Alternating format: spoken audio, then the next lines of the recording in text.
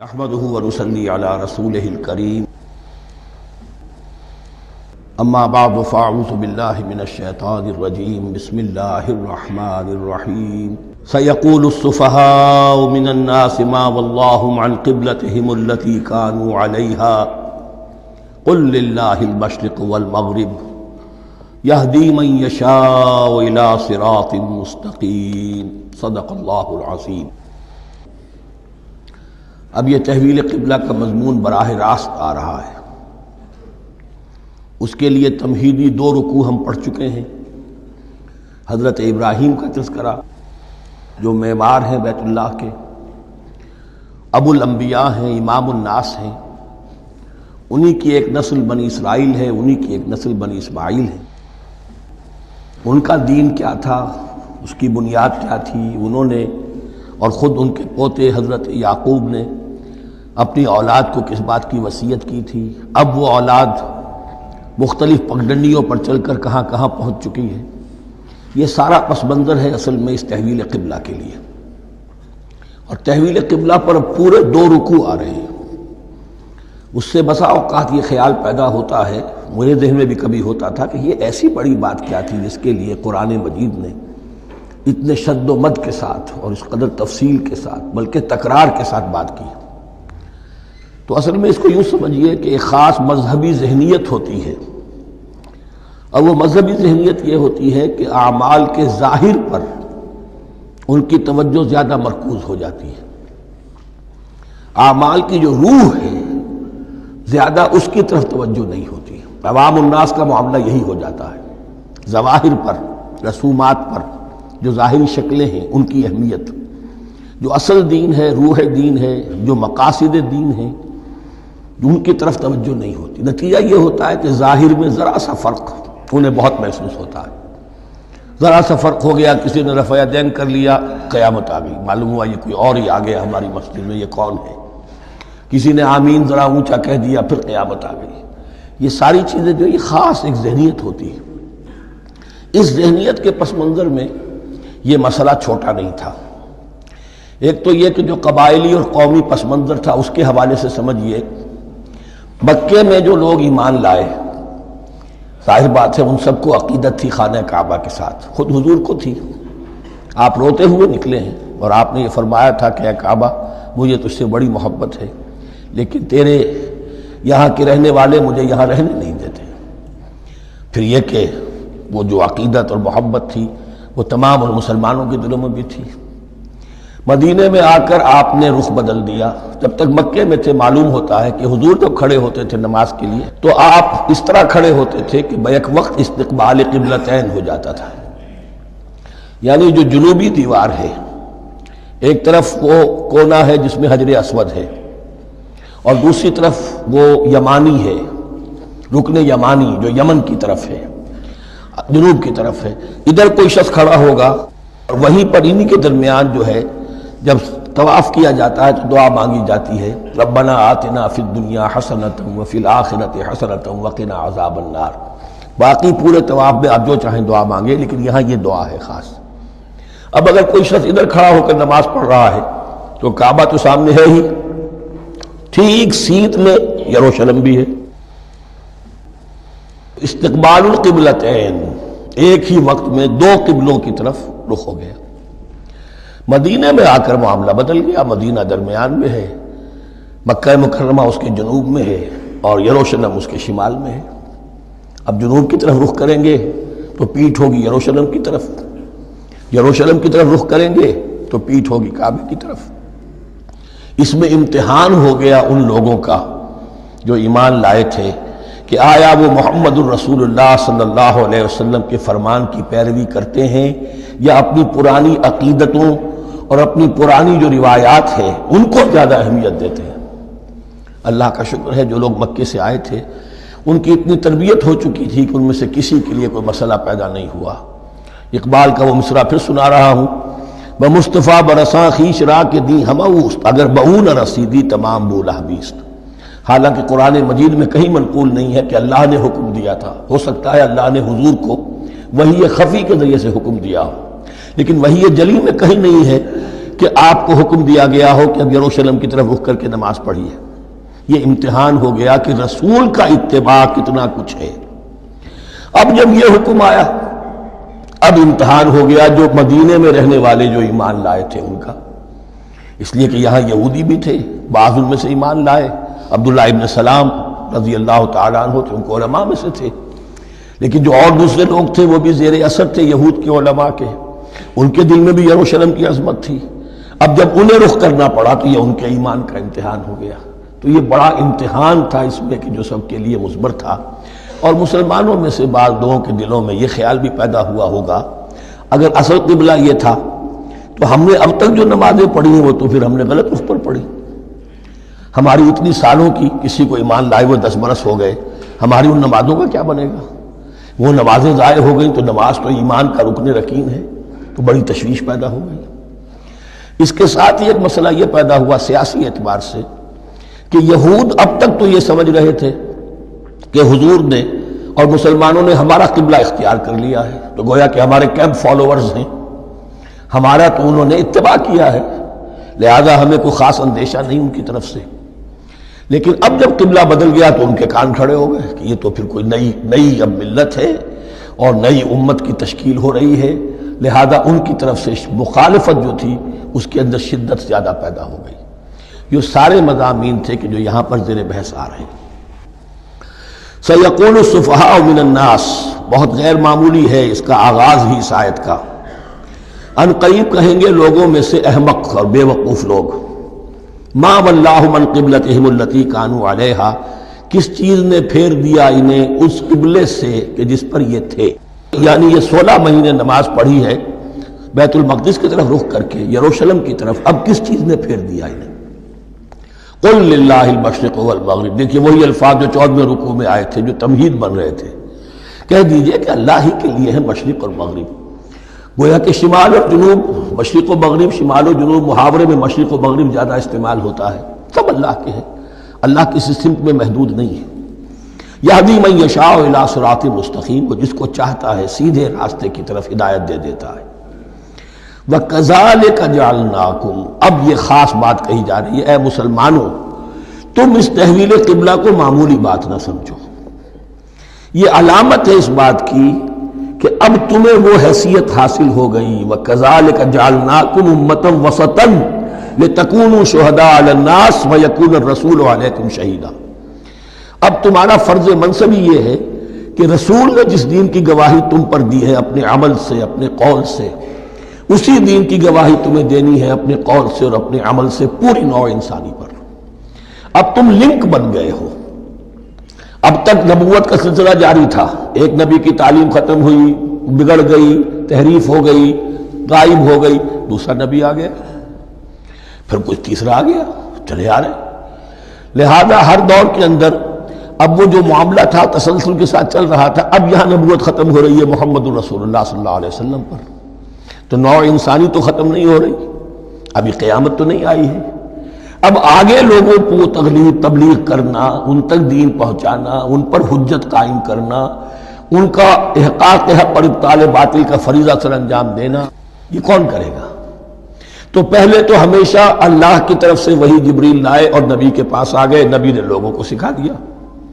اب یہ کہ اللہ سے جبریل لائے محمد کے پاس، محمد نے سکھایا تمہیں، اور تمہیں سکھانا ہے پوری نوع انسانی کو، تو تم اب وہ درمیانی لنک ہو۔ وَكَذَلِكَ جَعَلْنَاكُمْ أُمَّةً وَسَطًا لِتَكُونُوا شُهَدَاءَ عَلَى النَّاسِ وَيَكُونَ الرَّسُولُ عَلَيْكُمْ شَهِيدًا۔ یہ مضمون زیادہ کھلے گا چل کر سورہ حج کی آخری آیات میں۔ اسی طرح سے مراد یہ کہ تحویل قبلہ ایک مظہر ہے اس کا، اس سے اب تم اپنی ذمہ داریوں کا اندازہ کرو، صرف خوشیاں نہ مناؤ، جشن نہ مناؤ، بلکہ یہ کہ یہ ایک بہت بڑی ذمہ داری کا بوجھ ہے جو تم پر آ گیا۔ کبھی ہم نے اپنے بندے محمد کے کاندھوں پر جب یہ بوجھ رکھا تھا تو ان سے بھی کہا تھا صلی اللہ علیہ وسلم، اِنَّا سَنُلْقِي عَلَيْكَ قَوْلًا ثَقِيلًا، اے نبی ہم آپ پر ایک بھاری بات ڈالنے والے ہیں۔ وہی بھاری بات بہت بڑے پیمانے پر اب تمہارے کندھوں پر آ گئی ہے۔ وَكَذَلِكَ جَعَلْنَاكُمْ أُمَّةً وَسَطًا لِتَكُونُوا شُهَدَاءَ عَلَى النَّاسِ وَيَكُونَ الرَّسُولُ عَلَيْكُمْ شَهِيدًا وَمَا جَعَلْنَا الْقِبْلَةَ الَّتِي كُنْتَ عَلَيْهَا، اور ہم نے نہیں قرار دیا تھا اس قبلے کو جس پر کہ اے نبی آپ پہلے تھے۔ یعنی یہ دو طرح کی بات ہو سکتی ہے، وہی خفی سے اللہ نے فرمایا ہو کہ اے محمد اب کچھ عرصے کے لیے یروشلم کی طرف رخ کر کے نماز پڑھو، وہی جلی میں نہیں ہے، اور یہ بھی ہو سکتا ہے یہ حضور کا اجتہاد ہو اور اسے اللہ نے قبول فرما لیا ہو، دونوں باتوں کا امکان موجود ہے۔ حضور کے اجتہاد پر اگر اللہ کی طرف سے نفی نہ آئے تو وہ گویا اللہ کی طرف سے۔ وَمَا جَعَلْنَا الْقِبْلَةَ الَّتِي كُنْتَ عَلَيْهَا إِلَّا لِنَعْلَمَ مَن يَتَّبِعُ الرَّسُولَ وَمِمَّن يَنقَلِبُ عَلَىٰ عَقِبَيْهِ، اور نہیں ٹھہرایا تھا ہم نے اس قبلے کو جس پر کہ آپ رہے ہیں مگر یہ جاننے کے لیے کہ کون ہے، یہ ظاہر کرنے کے لیے کہ کون ہے کہ جو اتباع کرتے ہیں رسول کا صلی اللہ علیہ وسلم، اور وہ کون ہے کہ جو اپنی ایڑیوں کے بل لوٹ جاتے ہیں۔ یعنی مدینے میں آ کر اگر کوئی مکے کا مسلمان کہتا صاحب یہ قبلہ مجھے قبول نہیں ہے، وہ واپس ہو جاتا، ایسا ہوا نہیں۔ اور اب جب مکے کی طرف رخ ہو گیا ہے تو کوئی انصار میں سے، کوئی مدینے میں جو ایمان لائے ان میں سے کسی نے کہا کہ ٹھیک ہے جی ہمارا قبلہ وہ تھا، اب آپ نے اپنا قبلہ بدل دیا، آپ کا راستہ اور ہمارا راستہ اور، نہیں، وہ تمام کے تمام مسلمان ان آزمائشوں میں کامیاب ہوئے۔ وَإِن كَانَتْ لَكَبِيرَةً إِلَّا عَلَى الَّذِينَ هَدَى اللَّهُ، اور واقعہ یہ ہے یقیناً یہ بہت بڑی بات تھی، اس طرح قبلے کے اندر تبدیلی قبول کر لینا آسان بات نہیں ہوتی، بڑا حساس مسئلہ ہوتا ہے، مگر ان کے لیے کہ جن کو اللہ نے ہدایت دی۔ وَمَا كَانَ اللَّهُ لِيُضِيعَ إِيمَانَكُمْ، اور اللہ ہرگز تمہارے ایمان کو ضائع کرنے والا نہیں ہے۔ ایمان سے یہاں مراد نماز جو ہے الصلاۃ عماد الدین، وہ جو تشویش ہو گئی تھی کہ ہماری ان نمازوں کا کیا بنے گا جو ہم نے 16 مہینے پڑھی ہیں بیت المقدس کی طرف رخ کر کے۔ وَمَا كَانَ اللَّهُ لِيُضِيعَ إِيمَانَكُمْ، اس وقت وہ حکم تھا رسول کا، وہ اللہ کے ہاں مقبول ہے، اس وقت یہ حکم ہے جو تمہیں رسول کی معرفت مل رہا ہے، اب تم اس کی پیروی کرو۔ ان اللہ بالناس لرؤوف الرحیم، یقیناً اللہ تعالیٰ تو انسانوں کے حق میں بہت ہی شفیق ہے اور بہت ہی رحیم ہے۔ قد نرى تقلب وجهك في السماء، معلوم ہوتا ہے خود حضور کو انتظار تھا اس فیصلے کا، اور معلوم ہوتا ہے کہ آپ پر بھی شاخ گزر رہا تھا یہ وقفہ کہ جس میں نماز پڑھتے ہوئے پیٹھ ہو رہی تھی بیت اللہ کی طرف، تو آپ بار بار آپ کی نگاہیں آسمان کی طرف اٹھتی تھی کہ کب وحی آئے، کب جبرائیل حکم لے کر آئیں۔ قد نرى تقلب وجهك في السماء، اے نبی ہم نے آپ کے چہرے کا بار بار آسمان کی طرف اٹھنا دیکھ لیا ہے۔ فَلَنُوَلِّيَنَّكَ قِبْلَةً تَرْضَاهَا، اس آیت میں بڑی شفقت، بڑی محبت، بڑی عنایت ہے محمد الرسول اللہ صلی اللہ علیہ وسلم کے لیے اللہ کی طرف سے، تو ہم بدلے دیتے ہیں، پھیرے دیتے ہیں قبلہ جو آپ کو پسند ہے۔ ظاہر بات ہے کہ حضور کو جو محبت تھی اور جو بھی آپ کو ایک رشتہ قلبی تھا بیت اللہ کے ساتھ، فَلَنُوَلِّيَنَّكَ قِبْلَةً تَرْضَاهَا، ہم بدلے دیتے ہیں، بدل دیں گے قبلہ اسی طرف جو آپ کو پسند ہے۔ فَوَلِّ وَجْهَكَ شَطْرَ الْمَسْجِدِ الْحَرَامِ، تو بس اب پھیر دیجئے اپنے رخ کو مسجد حرام کے رخ پر۔ وَحَيْثُ مَا كُنْتُمْ، اور مسلمانوں جہاں کہیں بھی تم ہو، مدینے میں ہو یا کہیں اور ہو، مغرب میں ہو، شمال میں ہو، جنوب میں ہو، کہیں ہو، فَوَلُّوا وُجُوهَكُمْ شَطْرَهُ، تو اپنا چہرہ نماز میں اسی کے رخ پر پھیرو۔ وَإِنَّ الَّذِينَ أُوتُوا الْكِتَابَ لَيَعْلَمُونَ أَنَّهُ الْحَقُّ مِنْ رَبِّهِمْ، اور جن لوگوں کو کتاب دی گئی تھی وہ جانتے ہیں کہ یہ حق ہے ان کے پروردگار کی طرف سے۔ تورات میں بھی یہ مذکور تھا کہ اصل قبلہ ابراہیمی وہی تھا، اس لیے کہ یروشلم تو تعمیر کیا ہے حضرت ابراہیم سے کوئی 1000 سال کے بعد حضرت سلیمان نے۔ یہ جو بھی ہیکل سلیمانی ہے کم سے کم 1000 برس کا فصل ہے حضرت ابراہیم میں حضرت سلیمان میں۔ تو حضرت ابراہیم کا قبلہ کون سا تھا؟ تو وہ بھی مولانا امین احسن اصلاحی صاحب نے اردو میں ترجمہ کیا ہے مولانا حمید الدین فراہی کی کتاب کا، اور وہ بہت اہم ہے اس موضوع کو سمجھنے کے لیے۔ بہت سے مسلمان مفسرین نے بھی اس میں ٹھوکر کھائی ہے۔ ان الذین اوتوا الکتاب لیعلمون انہ الحق من ربہم وما اللہ بغافل عما یعملون، اور اللہ غافل نہیں ہے اس سے کہ جو وہ کر رہے ہیں۔ ولئن اتیت الذین اوتوا الکتاب بکل آیۃ ما تبعوا قبلتک، اے نبی آپ ان اہل کتاب کو اگر تمام دلائل بھی دے دیں گے، تمام نشانیاں بھی دکھا دیں گے، تب بھی یہ آپ کے قبلے کی پیروی نہیں کریں گے۔ وما انت بتابع قبلتہم، اور نہ ہی اب آپ پیروی کرنے والے ہیں ان کے قبلے کی۔ یہ تو لکم دینکم ولی دین والا معاملہ ہو گیا۔ وما بعضهم بتابع قبلۃ بعض، حد یہ ہے کہ یہ خود جو ہے آپس میں ایک دوسرے کے قبلے کی پیروی نہیں کرتے۔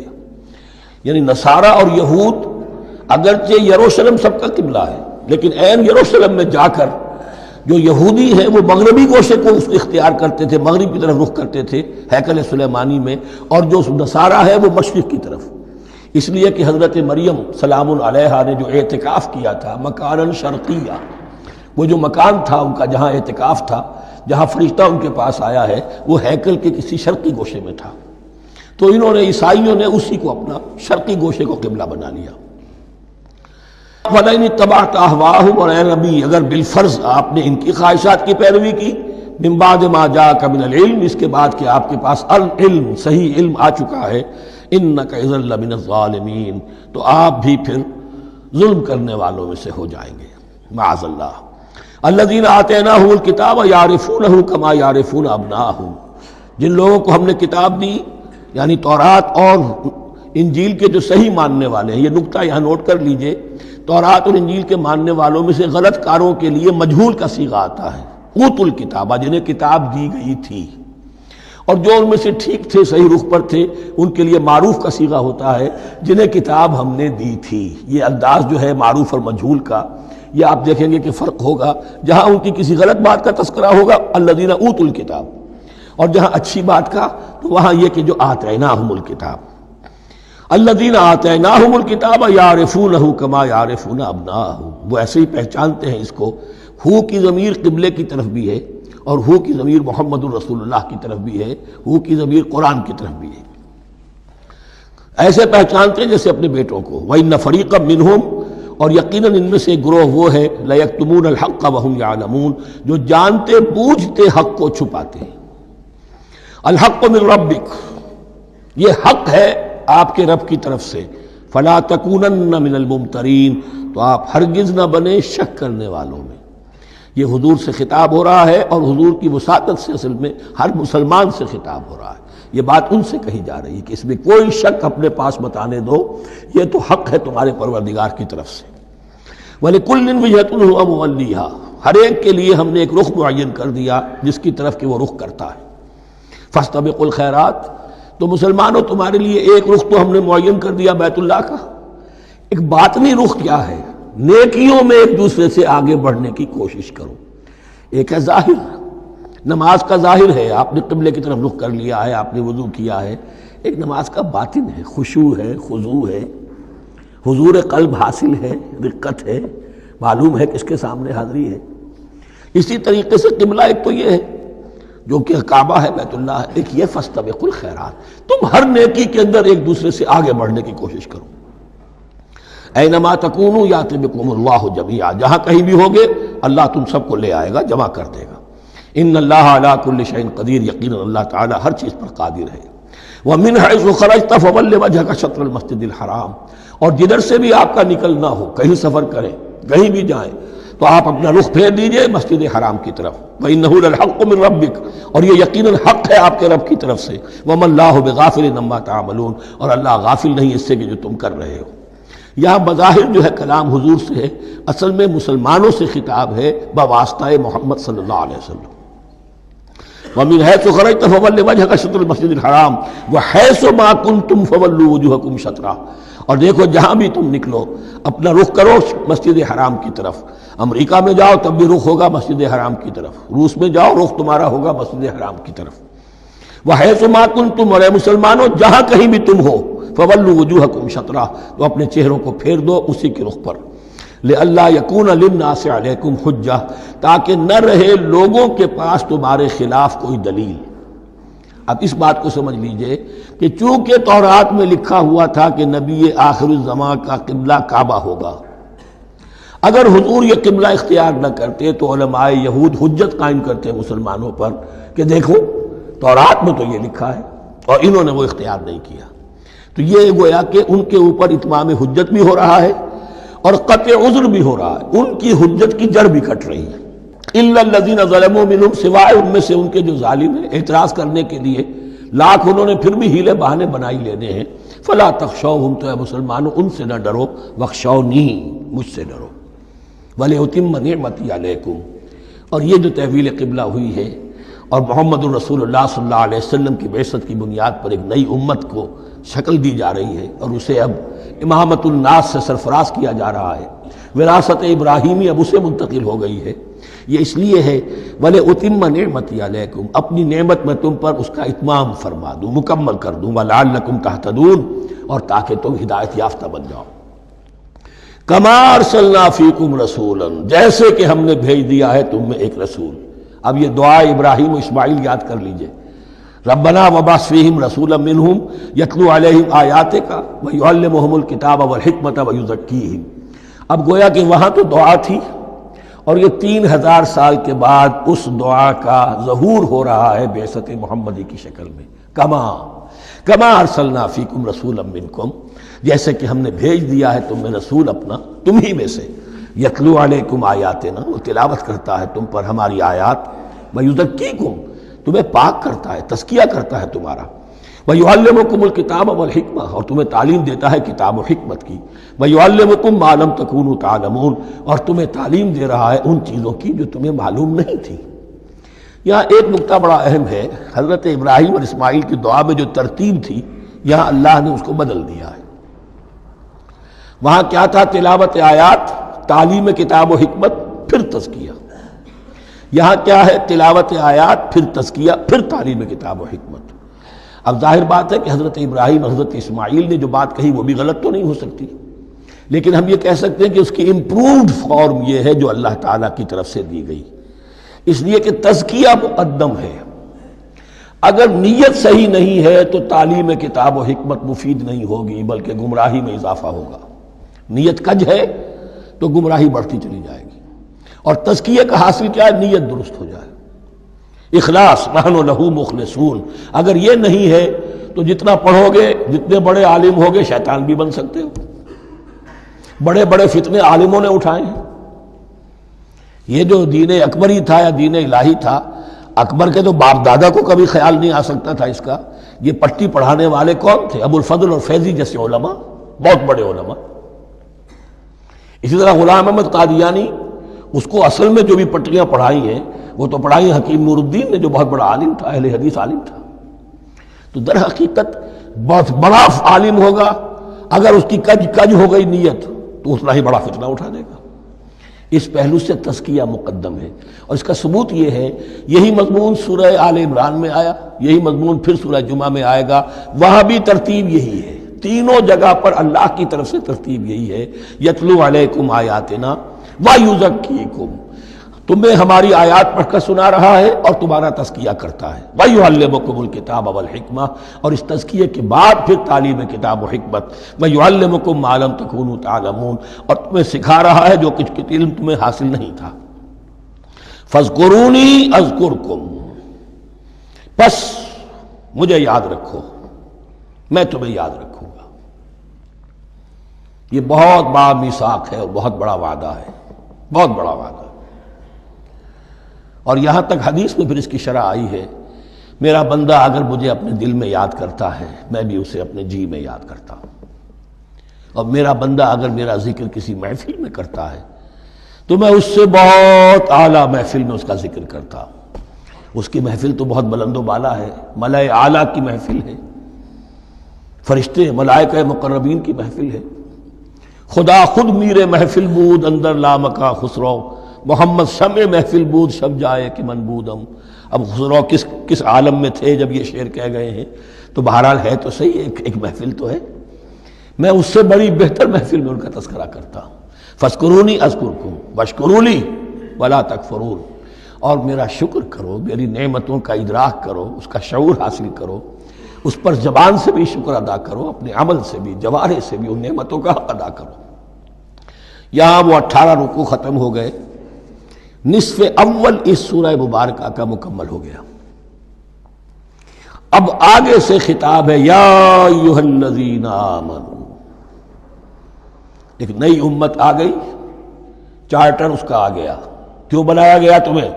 لتکونوا شہداء علی الناس ویکون الرسول علیکم شہیدا، تم اب لنک ہو ہمیشہ ہمیشہ کے لیے محمد اور پوری نوع انسانی کے درمیان۔ اسی لیے وہ حدیث بھی تو ہے جو علماء حق ہوتے ہیں ان کے بارے میں فرمایا، علماء امتی کا انبیاء بنی اسرائیل، میری امت کے علماء کا مقام وہی ہے جو بنی اسرائیل کے علماء کا۔ اس لیے کہ اب نبوت تو ختم ہو گئی محمد پر صلی اللہ علیہ وسلم، لیکن یہ کتاب تو ہے، اس کا پہنچانا تو ہے، اس کو عام تو کرنا ہے، حجت تو قائم کرنی ہے، اور صرف تبلیغ سے نہیں، عمل کر کے دکھانا ہے، وہ نظام قائم کر کے دکھانا ہے جو محمد عربی نے قائم کیا صلی اللہ علیہ وسلم، تب حجت قائم ہوگی۔ اس کے لیے تمہیں قربانیاں دینی ہوں گی، مشکلیں جھیلنی ہوں گی، جان و مال کا نقصان برداشت کرنا ہوگا، آرام سے گھر بیٹھے ٹھنڈے پیٹوں کفر جگہ نہیں چھوڑ دے گا اور حق نہیں آ جائے گا۔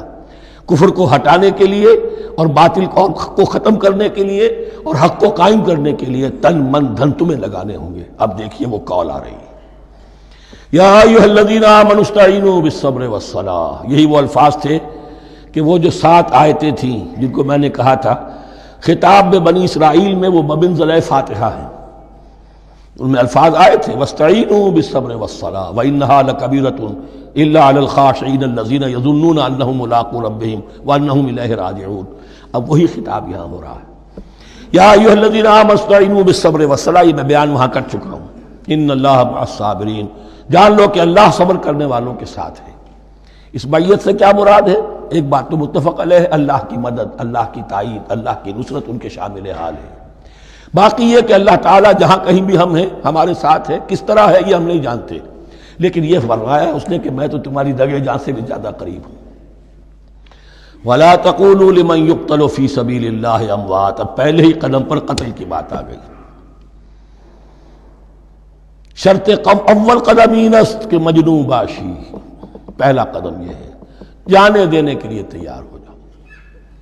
وَلَا تَقُولُوا لِمَن يُقْتَلُ فِي سَبِيلِ اللَّهِ أَمْوَاتٌ، مت کہو ان کو کہ جو اللہ کی راہ میں قتل ہو جائیں مردہ، وہ مردہ نہیں ہے، بل احیاء، وہ زندہ ہے، وَلَٰكِن لَا تَشْعُرُونَ، لیکن تمہیں اس کا شعور نہیں ہے۔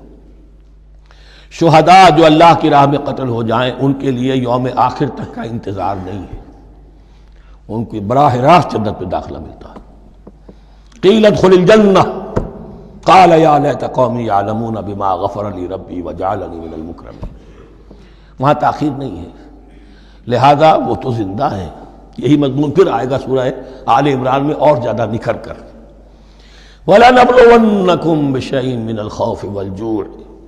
اب یہ ہے کہ پہلے سے دکھا دیا، اللہ تعالیٰ دھوکہ نہیں دینا چاہتا۔ دیکھ لو جس راہ میں قدم رکھا ہے اب آزمائشیں آئیں گی، تکلیفیں آئیں گی، رشتہ دار ناراض ہوں گے، بیوی شوہر سے لڑے گی، شوہر بیوی سے لڑے گا، اولاد والدین سے جدا ہوگی، یہ سب کچھ ہوگا، فساد ہوگا، فتور ہوگا، تصادم ہوگا، جان و مال کا نقصان ہوگا۔ وَلَنَبْلُوَنَّكُمْ، ہم لازماً آزمائیں گے تمہیں، بِشَيْءٍ مِّنَ الْخَوْفِ، خوف کی کیفیت سے، وَالْجُوعِ، بھوک، فاقے، کیسے کیسے فاقے آئے ہیں، کیا ہوا ہے غزوہ احزاب میں، کیا ہوا ہے جو اس سے بعد جو جیش العسرہ ہے، تبوک کی جنگ ہے، وَنَقْصٍ مِّنَ الْأَمْوَالِ وَالْأَنفُسِ وَالثَّمَرَاتِ، اور نقصانات ہوں گے مالی بھی جانی بھی، اور ثمرات۔ اب ثمرات یہاں 2 معنی دے رہا ہے، چونکہ مدینے والوں کی جو تھی اصل جو ان کی معیشت تھی وہ زرعی تھی، پھل، خاص طور پر کھجور، یہ ان کی پیداوار تھی، جسے آج کل آپ کہتے ہیں کیش کراپ جو ہے ان کی، وہ یہ تھی۔ اب ایسا بھی ہوگا کہ فصل تیار کھڑی ہے، اگر اسے اتارا نہ کھجور سے تو ضائع ہو جائے گی، اور ادھر سے تبوک کا حکم آ گیا نکلو اللہ کی راہ، یہ ساری فصل ضائع ہو جائے گی۔ امتحان ہو گیا کہ نہیں؟ اور اس کے علاوہ ایک اور ہے اس کا مفہوم، انسان کچھ بہت محنت کرتا ہے، جد و جہد کرتا ہے، کیریئر بناتا ہے، اپنا ایک مقام بنا لیتا ہے اس کیریئر میں، اس پروفیشن میں، اس راستے پر آتا ہے تو کچھ اور ہی شکل اختیار کرنی پڑتی ہے۔ وہ تجارت کے زمانے میں جو محنت کی تھی، وہ کیریئر کو جمانے میں جو محنت کی تھی، وہ سارا کا سارا معاملہ جو ہے وہ کھو کر پھر اس وادی میں آنا پڑتا ہے۔ وَلَنَبْلُوَنَّكُمْ، یہ بھی ثمرات ہیں نا، محنت کے ثمرات۔ وَلَنَبْلُوَنَّكُمْ بِشَيْءٍ مِّنَ الْخَوْفِ وَالْجُوعِ وَنَقْصٍ مِّنَ الْأَمْوَالِ وَالْأَنفُسِ وَالثَّمَرَاتِ وَبَشِّرِ الصَّابِرِينَ، اور اے نبی بشارت دیجئے صابروں کو، صبر کرنے والوں کو۔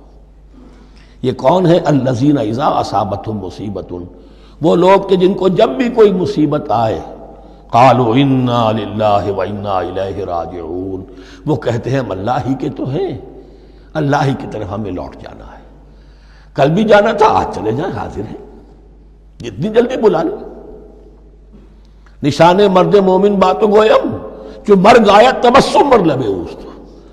مرد مومن کی تو نشانی یہی ہے کہ جب موت آئے تو مسرت کے ساتھ اس کے چہرے پر اس کے ہونٹوں پر مسکراہٹ ہو. یہ ایمان جو میں نے کہا تھا لٹمس ٹیسٹ یہ ہے کہ بندہ مومن اس دنیا میں زیادہ رہنے کی خواہش نہیں کر سکتا. لائف از اے لائبلٹی، جو لمحہ آ رہا ہے اس کا حساب دینا ہوگا. تو جتنی عمر بڑھ رہی ہے حساب بڑھ رہا ہے. It's not an asset, it's a liability. اور الدنیا سجن المومن و جنت الکافر، یہ تو مومن کے لیے ایک قید خانہ ہے، ہاں کافروں کی جنت. فبشر الصابرین الذین اذا اصابتهم مصیبۃ قالوا انا للہ وانا الیہ راجعون اولئک علیہم صلوات من ربہم ورحمہ. یہ ہیں وہ لوگ کہ جن پر ہر وقت اللہ کی عنایتوں کا نزول ہوتا رہتا ہے اور رحمت کی بارش ہوتی رہتی ہے. وَأُولَٰئِكَ هُمُ الْمُهْتَدُونَ، اور یہی لوگ ہیں ہدایت یافتہ جنہوں نے واقعتاً ہدایت کو اختیار کیا ہے. اور جو ایسے مرحلے پر ٹھٹک کر کھڑے رہ جائیں، پیچھے رہ جائیں، پیچھے بیٹھ جائیں، پیٹھ موڑ لیں، وہ گویا کہ ختم ہوا ان کا معاملہ. اب چونکہ اس معاملے میں بحث ہو گئی تھی خانہ کعبہ کی بھی، پھر اسی میں مقام ابراہیم کی بات آ گئی تھی، تو کچھ ذہنوں میں سوال پیدا ہوا کہ یہ جو حج کے مناسک میں صفا اور مروہ جو ہے یہ بھی تو آخر اسی کا تو ان کی کیا حقیقت ہے، کوئی حقیقت ہے یا نہیں. فرمایا ان الصفا والمروہ من شعائر اللہ، یہ بھی اللہ کے شاعر میں سے ہے. شاعر کسے کہتے ہیں؟ وہ چیز جو شعور بخشے. تو وہ چیزیں کہ جن کے ساتھ اولو العزم پیغمبروں یا اولو العزم انسانوں، اولو العزم اولیاء اللہ کے کچھ حالات و واقعات کا کوئی ذہنی سلسلہ قائم ہوتا ہو، وہ گویا کہ شعور دلانے والے ہوتے ہیں، یاد دلانے والے ہوتے ہیں، اللہ تعالیٰ کی طرف ذہن کو لے جانے والے ہوتے ہیں. اس اعتبار سے شاعر. ان الصفا والمروہ من شعائر اللہ فمن حج البیت او اعتمر فلا جناح علیہ ان یطوف بہما. تو جو کوئی بھی ہمارے گھر کا حج کرے، بیت اللہ کا حج کرے یا عمرہ کرے، اعتمر، فلا جناح علیہ، تو کوئی حرج نہیں ہے اس پر، ان یطوف بہما، کہ ان دونوں کا بھی طواف کرے. وہ جو 7 چکر لگائے جاتے ہیں، ان الصفا والمروہ. ومن تطوع خیرا، جو شخص جان بوجھ کر بھلا کام کرتا ہے، فإن اللہ شاکر علیم، تو جان لو اللہ بڑا قدردان ہے. اب شکر انسان کرتا ہے تو اس کے معنی کیا ہوں گے؟ احسان مند ہونا. وہی شکر اللہ کرتا ہے شکور، اس کے کیا معنی ہوں گے؟ قدردانی. میرے بندے نے یہ کام کیا، میرے بندے نے میرے لیے یہ محنت کی، یہ قربانی دی. ان اللہ شاکر علیم، اور جانتا ہے، چاہے کسی اور کو پتہ نہ چلے اسے تو معلوم ہے. اگر تم نے اللہ کی رضا جوئی کے لیے کسی کو کوئی مالی مدد دی ہے اس حال میں کہ جو کچھ داہنے ہاتھ نے دیا ہے بائیں کو بھی خبر نہیں ہونے دی، کجا یہ کہ کسی اور انسان کے سامنے اس کا تذکرہ ہو، تو اب یہ جو ہے اللہ کے تو علم میں ہے. اگر تو اللہ سے اجر و ثواب چاہتے ہو تو اس کا ڈھنڈورا پیٹنے کی کوئی ضرورت نہیں. اور اگر تم نے لوگوں کو دکھانے کے لیے کیا تھا تو وہ تو شرک ہو گئی، لائبلٹی ہو گئی. ان الذین یکتمون ما انزلنا من البینات. اب یہاں پھر کچھ آخری یوں سمجھیے کہ یہ اب جس کو کہتے ہیں موپنگ اپ آپریشن، بات مضمون تو پورا ختم ہو گیا لیکن کچھ نہیں صحیح چیزیں ابھی ہیں سابقہ امت مسلمہ کے بارے میں کہنے کی، وہ مزید ایڈ کی جا رہی ہیں. ان الذین یکتمون ما انزلنا من البینات والہدی من بعد ما بیناہ للناس فی الکتاب اولئک یلعنهم اللہ یلعنهم اللاعنون. یقیناً وہ لوگ جو چھپاتے ہیں اس شے کو جو ہم نے نازل کی ہے بینات میں سے اور ہدایت میں سے، اس کے بعد کہ ہم نے ان کو واضح کر دیا ہے لوگوں کے لیے کتاب میں، وہ لوگ ہیں کہ جن پر لعنت کرتا ہے اللہ، اور لعنت کرتے ہیں تمام لعنت کرنے والے. یعنی علم ایک بہت بڑی جو ہے امانت ہے، اس علم کا چھپانا. کتمان حق ہم آیت پڑھ آئے ہیں، وَمَنْ أَظْلَمُ مِمَّنْ يَكْتُمُ شَهَادَةً عِنْدَهُ مِنَ اللَّهِ. اگر اللہ کی طرف سے کوئی گواہی کسی کے پاس ہے وہ اسے چھپا لے تو اس سے بڑا ظالم کون ہوگا. اب انہی کی وضاحت ہو رہی ہے، کیسی کیسی کھلی شہادتیں تورات اور انجیل میں تھیں اور ان کو یہ چھپائے پھر رہے. ان الذین یکتمون ما انزلنا من البینات والہدی من بعد ما بیناہ للناس فی الکتاب اولئک یلعنهم اللہ یلعنهم اللاعنون الا الذین تابوا واصلحوا وبینوا. سوائے ان کے کہ جو توبہ کریں، رجوع کریں اور اپنی اصلاح کر لیں اور اب واضح کریں وہ شے کہ جو انہوں نے چھپائی ہوئی تھی اسے ظاہر کریں. فاولئک اتوب علیہم، تو ان کی توبہ میں قبول کروں گا اور ان کی طرف میں نگاہ التفات میں اپنی پھر ان کی طرف متوجہ کر دوں گا۔ وَأَنَا التَّوَّابُ الرَّحِيمُ، اور میں تو ہوں ہی توبہ کا قبول کرنے والا اور رحم فرمانے والا۔ إِنَّ الَّذِينَ كَفَرُوا وَمَاتُوا وَهُمْ كُفَّارٌ، یقیناً جن لوگوں نے کفر کیا اور وہ مرے اسی حال میں کہ کفر پر قائم تھے، أُولَٰئِكَ عَلَيْهِمْ لَعْنَةُ اللَّهِ وَالْمَلَائِكَةِ وَالنَّاسِ أَجْمَعِينَ، ان پر تو لعنت ہے اللہ کی بھی اور فرشتوں کی بھی اور تمام انسانوں کی بھی۔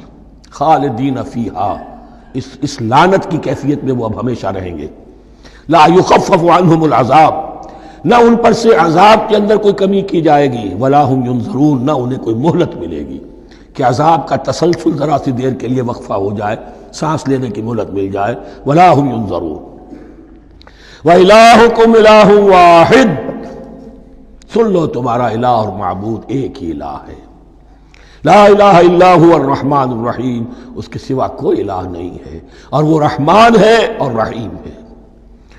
اب جو آیت آ رہی ہے اس کے پڑھنے سے پہلے ایک بات سمجھ لیجئے کہ یہ جو اب 22 رکوعوں کا مضمون ہم پڑھ رہے ہیں، مجھے یہ بات آج شروع میں واضح کرنی چاہیے تھی، اس میں ترتیب کیا ہے۔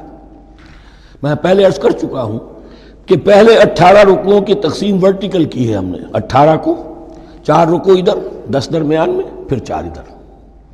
یہاں اب چلے گی ہاریزونٹل تقسیم، افقی تقسیم، اور اس کی بھی شکل کیا ہے کہ 4 مضامین ہیں کہ جو تانے بانے کے ساتھ بنے ہوئے ہیں، یا 4 لڑیاں ہیں مضمون کی کہ جن کو بٹ کر رسی بنا دیا گیا۔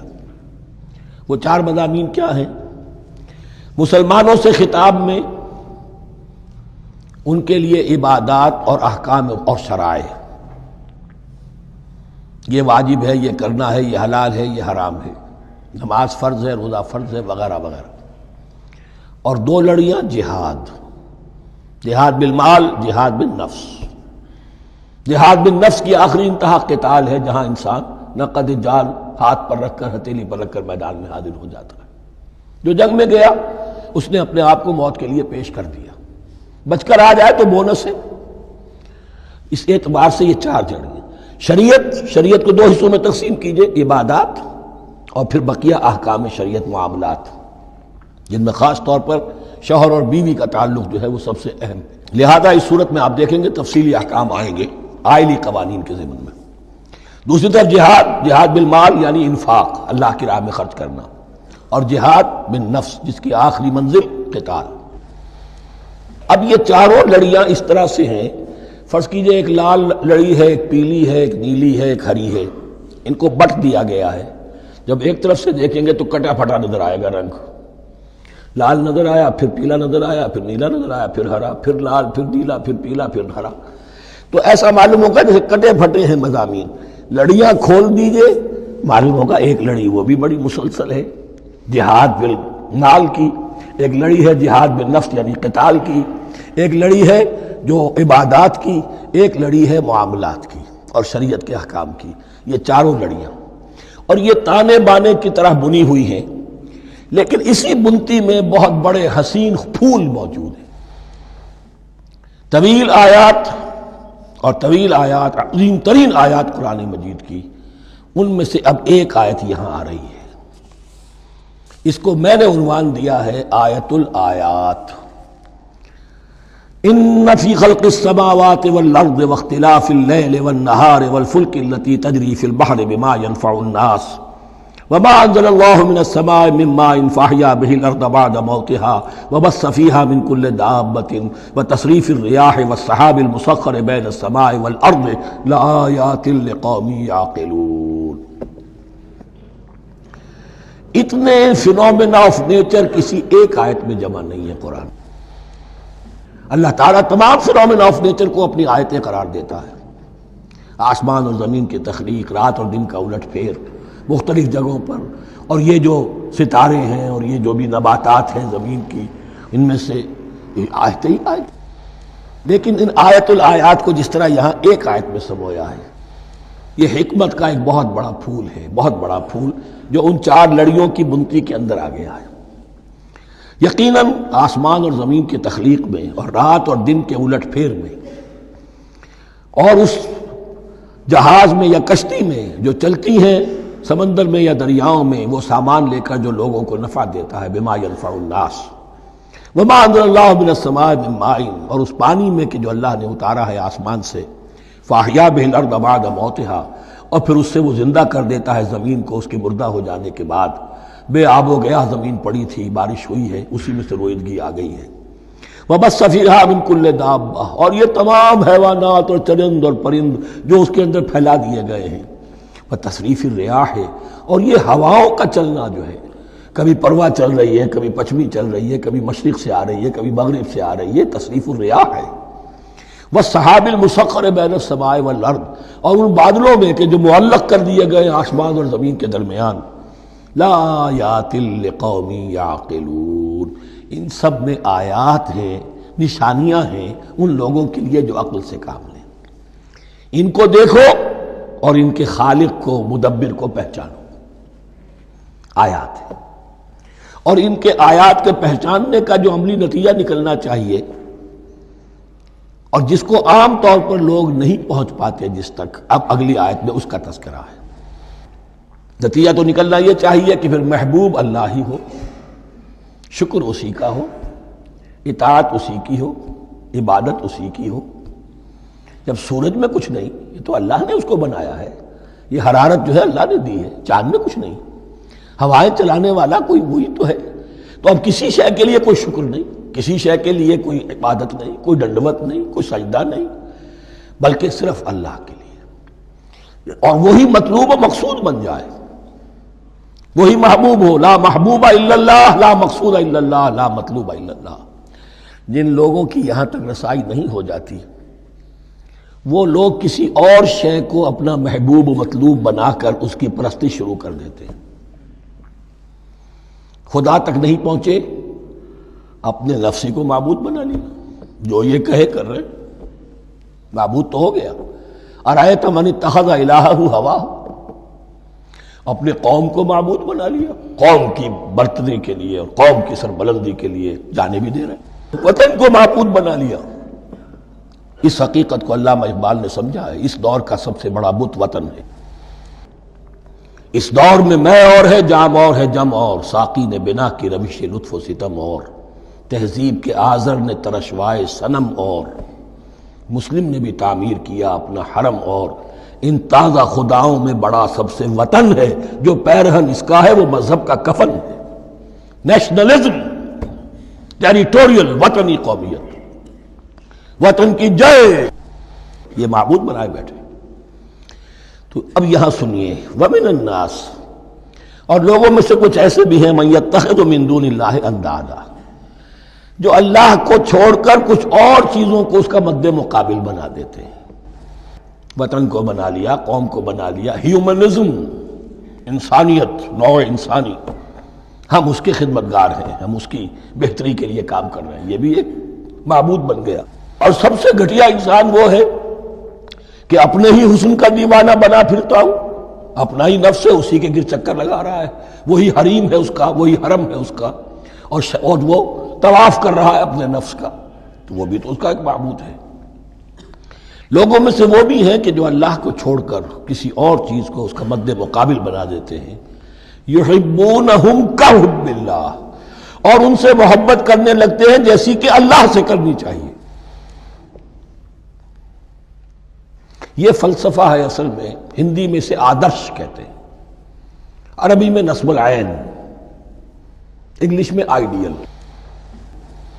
ہر باشعور انسان کسی شے کو اپنا آئیڈیل بناتا ہے اور اس سے پھر محبت کرتا ہے، اس کے لیے جیتا ہے، اس کے لیے مرتا ہے، قربانیاں دیتا ہے، اثار کرتا ہے، قوم کے لیے قربانی، وطن کے لیے قربانی، فلاح کے لیے قربانی، خود اپنی ذات کے لیے قربانی۔ یحبونہم کحب اللہ، یہ سارے کام تو اللہ کے لیے کرنے کے تھے، جیو اللہ کے لیے، مرو اللہ کے لیے، محبت اس سے کرو۔ ان صلاتی و نسکی و محیای و مماتی للہ رب العالمین۔ تم نے اپنی یہ ساری نسبتیں کسی اور شے کے ساتھ وابستہ کر دی، تم نے اللہ کا مد مقابل تراش لیا۔ می تراشت فکر ما ہر دم خدا بندے دیگر، رست از یک بند تا افتاد در بندے دیگر۔ انسان معبود تراشتا رہتا ہے اپنے ذہن سے، اور ان کے لیے محبت کرتا ہے، جانے دیتا ہے، قربانیاں دیتا ہے۔ وَمِنَ النَّاسِ مَن يَتَّخِذُ مِن دُونِ اللَّهِ أَندَادًا يُحِبُّونَهُمْ كَحُبِّ اللَّهِ، یہ مضمون بھی سورہ حج میں زیادہ واضح ہوگا۔ وَالَّذِينَ آمَنُوا أَشَدُّ حُبًّا لِلَّهِ، پھر یہ لٹمس ٹیسٹ کا لفظ میری زبان پر آ رہا ہے، اور جو لوگ واقعتاً صاحب ایمان ہوتے ہیں ان کی شدید ترین محبت ہوتی ہے اللہ کے ساتھ۔ اگر یہ نہیں ہے، اگر یہ نہیں تو بابا پھر سب کہانیاں ہیں۔ کوئی شے اللہ سے زیادہ محبوب ہو گئی وہ تمہاری معبود ہے، تم نے اللہ کو چھوڑ دیا، چاہے وہ دولت ہی ہے، چاہے عبد الدینار و عبد الدرہم، ہلاک اور برباد ہو جائے درہم و دینار کا بندہ۔ نام عبد الرحمن ہے، حقیقت میں عبد الدینار ہے۔ دینار آنا چاہیے، حرام سے آئے، حلال سے آئے، جائز سے آئے، ناجائز سے آئے، تو معبود اللہ نہیں ہے، معبود دینار ہے۔ ہندو نے یہ کیا کہ لکشمی دیوی کی ایک مورتی بنا کر پوجنا شروع کر دیا، یہ لکشمی دیوی اگر ذرا مہربان ہو جائے گی دولت آ جائے گی۔ ہم نے کہا ہٹاؤ اس درمیان کے لنک کو، سیدھے ہی دولت کو کیوں نہ پوجو، پیٹرو ڈالر کو پوجو، ڈالر کو پوجو، ترک وطن کرو، ماں باپ کو چھوڑو یہاں سے سکتا ہوا کہ مر رہے ہیں اور کوئی ان کا بیٹا ان کی بیٹی ان کے پاس نہیں، کس لیے؟ ڈالر۔ کون معبود ہوا؟ وَمِنَ النَّاسِ مَن يَتَّخِذُ مِن دُونِ اللَّهِ أَندَادًا يُحِبُّونَهُمْ كَحُبِّ اللَّهِ وَالَّذِينَ آمَنُوا أَشَدُّ حُبًّا لِلَّهِ وَلَوْ يَرَى الَّذِينَ ظَلَمُوا إِذْ يَرَوْنَ الْعَذَابَ أَنَّ الْقُوَّةَ لِلَّهِ جَمِيعًا، اور کاش کہ دیکھ لیتے یہ لوگ جو اس شرک میں اور اس گناہ میں مبتلا ہیں، ظلم شرک کے معنی، جب وہ دیکھیں گے عذاب کو اور یہ بات واضح ہو جائے گی کہ قوت تو ساری کی ساری اللہ کے ہاتھ میں ہے، کسی کے پاس کچھ نہیں۔ وَأَنَّ اللَّهَ شَدِيدُ الْعِقَابِ، اور یہ کہ اللہ سزا شدید العذاب، اللہ سزا دینے میں بہت سخت ہے۔ اس وقت آنکھ کھلے گی تو فائدہ کیا ہوگا؟ اب آنکھ کھلے تو فائدہ ہے۔ استبرأ الذین اتبعوا من الذین اتبعوا، اب انسانی معاشرے کے اندر یہ ہوتا ہے، کچھ لوگ ہوتے ہیں لیڈر لوگ جو اپنے پیچھے لوگوں کو لگا لیتے ہیں، چاہے ڈیماگوگز ہوں، چاہے مذہبی جو ہے وہ مسندوں کے والی ہوں، اپنے پیچھے لگاتے ہیں، اور ان کے پیچھے لگنے والے جو ہیں وہ یہ سمجھتے ہوئے ان کی عزت بھی ہے، ان کا احترام بھی ہے، ان کے نیچے دبے بھی ہوئے، ان کا پیچھے پیچھے چلتے ہیں۔ قیامت کے دن وہ تبرہ کریں گے ان تم نے ہمیں مروایا، ہم تمہاری پیروی کرتے رہے، ہم نے سمجھا تم جو کہہ رہے ہیں وہ ٹھیک ہے، ہم نے تمہیں اپنا لیڈر مانا۔ اب وہ اعلان برات کریں گے، اللہ ہمارا ان سے کوئی تعلق نہیں۔ استبرأ الذین اتبعوا، اور اس کے جواب میں پھر وہ کریں گے ہمارا تم سے کوئی تعلق نہیں۔ اس روز کے جن لوگوں کا اتباع کیا گیا تھا دنیا میں، لیڈر لوگ، وہ ان لوگوں سے جنہوں نے پیروی کی تھی ان سے تبرہ کریں گے۔ وَرَأَوُا الْعَذَابَ وَتَقَطَّعَتْ بِهِمُ الْأَسْبَابُ، اور وہ دیکھ لیں گے عذاب کو، نگاہوں کے سامنے جہنم آ جائے گی اور تمام رشتے منقطع ہو جائیں گے۔ یوم یفر المرء من اخیہ وامہ وابیہ وصاحبتہ وبنیہ لکل امرئ منہم یومئذ شأن یغنیہ یود المجرم لا یفتدی من عذاب یومئذ ببنیہ وصاحبتہ واخیہ وفصیلتہ التی تؤویہ ومن فی الارض جمیعا ثم ینجیہ۔ ہر انسان چاہے گا میرے باپ کو، بیٹے کو، بھائی کو، ماں کو، بیوی کو، اولاد کو، تمام انسانوں کو جھونک دو جہنم میں، خدا کے لیے کسی طرح مجھے بچا لو۔ تقطعت بہم الاسباب، سارے رشتے منقطع ہو جائیں گے، جن رشتوں کی وجہ سے حرام کو حلال اور حلال کو حرام کر رہے ہو، جن کی دلجوئی کے لیے حرام کی کمائی کرتے ہو، جن کی دلجوئی کے لیے دین کے راستے سے آگے نہیں بڑھ رہے ہو، دین کے راستے میں بیوی ناراض نہ ہو جائے، گھر والے ناراض نہ ہو جائیں، تقطعت بہم الاسباب، یہ سارے رشتے یہیں تک کے لیے ختم ہو جائیں۔ وقال الذین اتبعوا، اور جو ان کے پیروکار تھے وہ کہیں گے لو ان لنا کرۃ، اگر کہیں ہمیں دنیا میں لوٹنا نصیب ہو جائے، فنتبرأ منہم کما تبرؤوا منا، تو ہم بھی ان سے اسی طرح برات کریں گے جیسے آج یہ ہم سے برات کر رہے ہیں۔ کذالک یریہم اللہ اعمالہم حسرات علیہم، اس طرح اللہ ان کو دکھائے گا ان کے اعمال حسرتیں بن جائیں گے، کاش کہ ہم نے سمجھا ہوتا، کاش کہ ہم نے ان کی پیروی نہ کی ہوتی، کاش کہ ہم نے ان کو اپنا لیڈر اور اپنا ہادی اور رہنما نہ مانا ہوتا. وما ہم بخارجین من النار، لیکن وہ اب آگ سے نکلنے والے نہیں ہوں گے. یا ایھا الناس کلوا مما فی الارض حلالا طیبا ولا تتبعوا خطوات الشیطان انہ لکم عدو مبین. اے لوگو، زمین میں جو کچھ حلال اور طیب ہے، حلال ہے اور پاک ہے، صاف ستھری چیز اور حلال چیز، وہ کھاؤ، اور شیطان کے نقش قدم کی پیروی نہ کرو. انہ لکم عدو مبین، یقیناً وہ تمہارے لیے کھلا دشمن ہے. یہ بحث اصل میں کھلے گی سورہ انعام میں جا کر. وہاں عرب میں یہ رواج تھا، بتوں کے نام پر کوئی جانور چھوڑ دیتے تھے. جیسے ہندوؤں میں بھی تھی رواج، ہم نے تو بچپن میں دیکھا ہے. کوئی سانڈ چھوڑ دیا، کسی کے کان جو ہے وہ چیر دیے، یہ فلاں بت کے لیے ہے، فلاں دیوی کے لیے ہے. اب اسے کوئی کچھ نہیں کہہ سکتا تھا، وہ جہاں چاہیں وہ منہ ماریں جا کر ان کا. اور پھر ان کا ظاہر بات ہے ان کا گوشت کیسے کھایا جا سکتا تھا. تو عرب میں بھی یہ رواج تھے، اور ابھی تک اس کے کچھ نہ کچھ ریزیڈول ایفیکٹس تھے. آباء و اجداد کی جو رسمیں چلی آ رہی ہوں وہ آسانی سے جو ہے وہ چھوٹتی نہیں ہے، کچھ نہ کچھ اثرات رہتے ہیں، جیسے آج تک ہمارے ہاں ہندوانہ اثرات موجود ہیں. تو ایسے لوگوں سے کہا جا رہا ہے کہ یہ تمام حرمتیں جو تمہارے ان لوگوں نے مشرکین نے بنا لی تھی، یہ جانور حرام، یہ جانور حرام ہو گیا، اسے فلاں کے نام پر نامزد کیا ہے، اس اونٹ کی جو ہے اتنی اونٹنیوں کے ساتھ جفتی ہو چکی ہے، اب بس اس کو خالی کر دو، چھوڑ دو، نہ اس کے اوپر سواری کی جائے گی اور نہ اس کا گوشت کھایا جائے گا. یہ کوئی نہیں ہے. جو چیز حلال ہے اصلاً اور طیب ہے، کھاؤ. انما یامرکم بالسوء والفحشاء، یقیناً شیطان تمہیں حکم دیتا ہے بدی کا اور بے حیائی کا. وان تقولوا علی اللہ ما لا تعلمون، اور اس کا کہ تم کہو اللہ کی طرف نسبت کر کے جو تم جانتے نہیں ہو کہ اللہ نے حرام کیا. بھائی تمہیں کہاں معلوم؟ کوئی دلیل لاؤ، کسی کتاب میں دکھاؤ کہ اللہ نے یہ چیز حرام کر دی. وَإِذَا قِيلَ لَهُمُ اتَّبِعُوا مَا أَنزَلَ اللَّهُ قَالُوا بَلْ نَتَّبِعُ مَا أَلْفَيْنَا عَلَيْهِ آبَاءَنَا، اور جب ان سے کہا جاتا ہے اتباع کرو اس کی جو اللہ نے نازل کیا ہے. قالوا، وہ کہتے ہیں بل نتبع ما الفینا علیہ آباءنا، ہم تو پیروی کریں گے اس کی جس پر ہم نے پایا اپنے آباء و اجداد کو. اب لو کان آباؤہم لا یعقلون شیئا ولا یہتدون، کیا وہ اپنے آباء و اجداد ہی کی پیروی کرتے رہیں گے، خواہ ان کے آباء و اجداد نہ کسی بات کو سمجھ پائے ہوں نہ ہدایت یافتہ ہوئے. میں نے عرض کر دیا تھا کہ سورہ بقرہ میں جہاں دعوت تیسرے رکوع کی پہلی آیت شروع ہوئی، یا ایھا الناس اعبدوا ربکم الذی خلقکم والذین من قبلکم لعلکم تعقلون، وہ بھی تو مخلوق تھے جیسے تم مخلوق ہو، تم سے خطا ہو سکتی ہے، ان سے بھی ہوئی، تم غلطی کر سکتے ہو، انہوں نے بھی کی. ومثل الذین کفروا کمثل الذی ینطق بما لا یسمع الا دعاء ونداء. یہاں ذرا تمثیل کے اندر ایک پیچیدگی ہے کہ بظاہر ترجمہ تو یہ ہوگا کہ مثال ان لوگوں کی جنہوں نے کفر کیا اس شخص کی سی ہے جو پکار رہا ہے ایسی چیز کو جو نہ سنتا ہے نہ سمجھتا ہے. ہاں یہ پتہ چلتا ہے کہ کچھ پکار رہا ہے، جانور ہوتے ہیں انہیں اور کیا سمجھ میں آتا ہے. تو یہاں پہ اصل میں تمثیل میں مراد یہ ہے کہ حضور صلی اللہ علیہ وسلم اور مسلمان ان لوگوں کو جو سمجھانے کی کوشش کر رہے ہیں ان میں سے کچھ ایسے بھی ہیں کہ جو کچھ نہیں سمجھتے. دعا اور ندا تو ہے، صم بکم عمی فہم لا یعقلون، لیکن وہ بہرے بھی ہیں، گونگے بھی ہیں، اندھے بھی ہیں، وہ عقل سے کام نہیں لیتے.